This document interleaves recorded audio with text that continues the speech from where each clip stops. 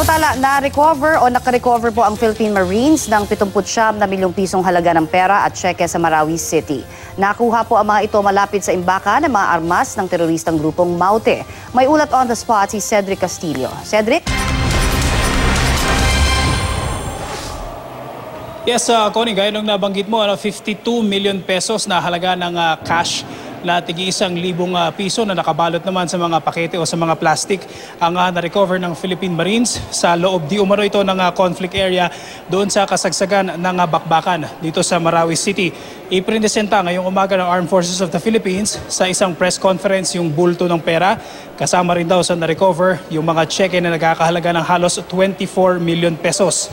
Ayon kay Lieutenant Colonel Joar Herrera, ang tagapagsalita dito mula sa Philippine Army, mula sa isang sniper house na na-recover ang pera at nakuha raw ito ng tropa mula naman sa Philippine Marines. Ang sniper house ay malapit lamang daw sa Mapandi Bridge kung saan nakaabante na ang puwersa ng gobyerno.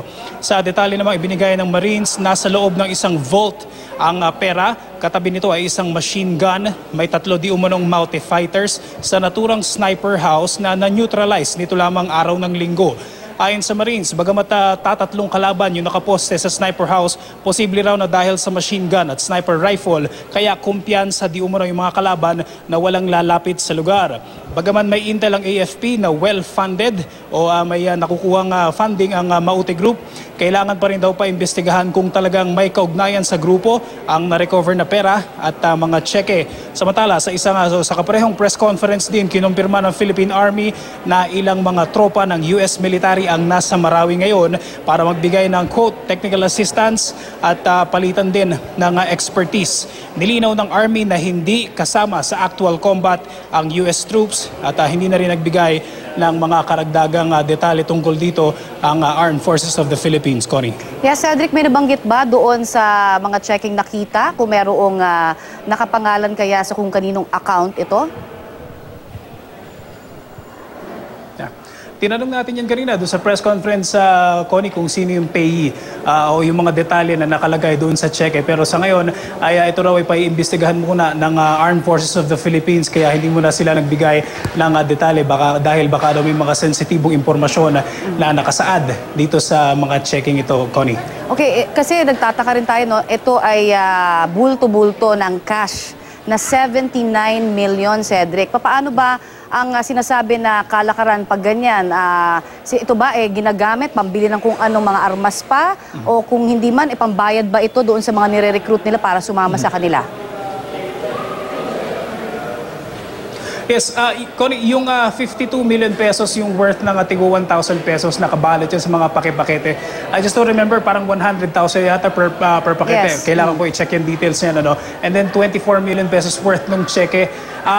Yung purpose o kung para saan itong perang ito na Connie, sa ngayon ay wala pa tayong mga ganyang detalye. Kasi ang sinasabi ng Philippine Army ay hindi pa rin daw sure o kailangan daw imbestigahan kung talagang may kaugnayan itong perang ito sa Maute Group. Pero ang malinaw daw, ito ay na-recover sa isang sniper house di umano kung saan 3 mga Maute fighters yung na-neutralize 2 araw na nakakalipas, Connie.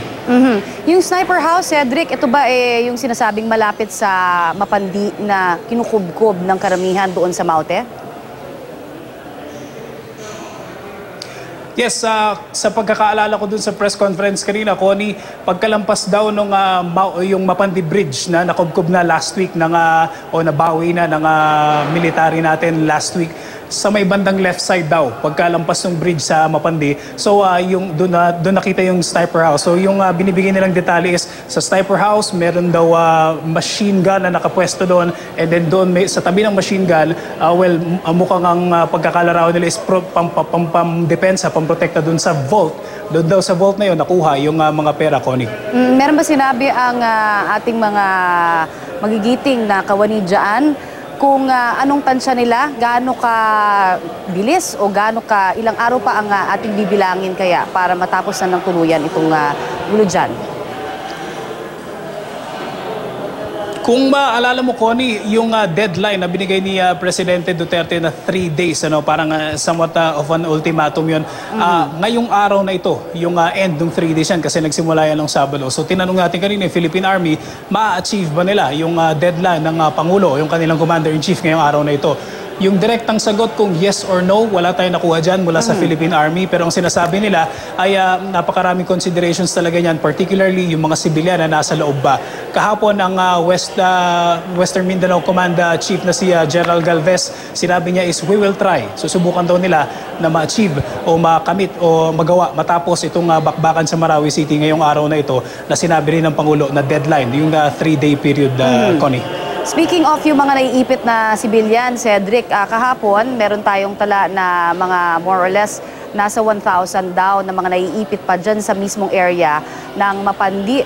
Ngayon ba nabawasan yan? Meron bang balita? Update tayo tungkol dyan, Cedric. Ang pinakahuling na monitor ko, Connie, tatlong teams tayo dito kasama si Sandra Aguinaldo at si Rafi Tima. Ang pinakahuling na monitor ko na rescue operations was yesterday kung saan mayroong mga 16 na mga evacuees yung dinala dito sa Kapitolyo at na-rescue. Ngayong araw na ito sa monitoring natin mukhang wala pa akong nakikitang dagdag na mga na-rescue. Okay. Pero naglalaro sa 1,000, 2,000 and even 3,000 pesos. 3,000 na figures yung sinasabi. Depende sa kung sino yung mga resource persons na nakakausap natin na meron pang mga civilian na nasa loob ng conflict area, Connie. Panghuli na lamang, Cedric, saan dadalhin yung mga bulto-bulto ng cash na yan na nagkakalaga ng 52 million? Ngayon din syempre yung 24 million kamo na sa check-in. Sa ngayon, Connie, ang alam natin is nasa custody ito ng, at the moment, ay nasa custody ito ng Philippine Military o sa Armed Forces of the Philippines. Hindi pa lang natin matiyak kung saan ito direktang dadalhin sa ngayon. Pero ang malinaw is magiging interagency custody ito dahil kailangan pa imbestigahan daw, sinabi ng Philippine Army, kung ano ba talaga yung purpose o kung saan, kung para saan at saan galing itong mga perang ito, Connie. Alright, maraming salamat at ingat pa rin kayo dyan, Cedric Castillo.